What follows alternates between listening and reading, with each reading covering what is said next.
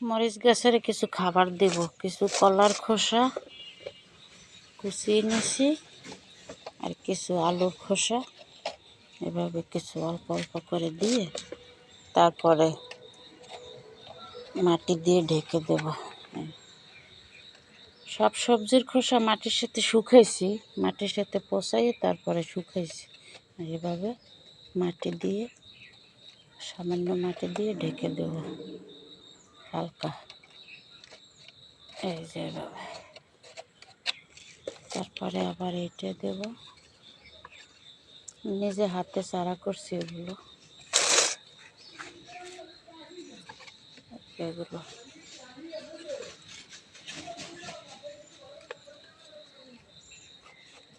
বৃষ্টির জন্যই কোনো কাজ করে কোনো শান্তি পেতে আসি না, বৃষ্টিতে অনেক জ্বালা, বৃষ্টির জন্য কাজ করতে সমস্যা হইতে আসে।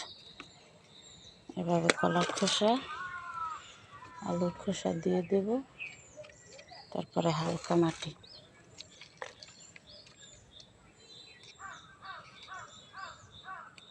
গোড়ার এগুলো ফালাইয়ে দিই, নিচের পাতাগুলো সব ফালাই দিছি যাতে নিচে আলো বাতাসটা খুব ভালো পায়। এই জন্য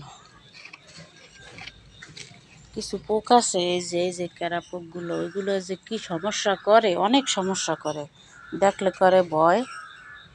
এই যে কিছু কিছু মরিচ গাছগুলো ধরছে, এগুলো ধরছে মাশাআল্লাহ। এই যে এগুলো, এই যে এদিকে এদিকে, আলহামদুলিল্লাহ পরিশ্রম করলে আল্লাহ ফল দেয়।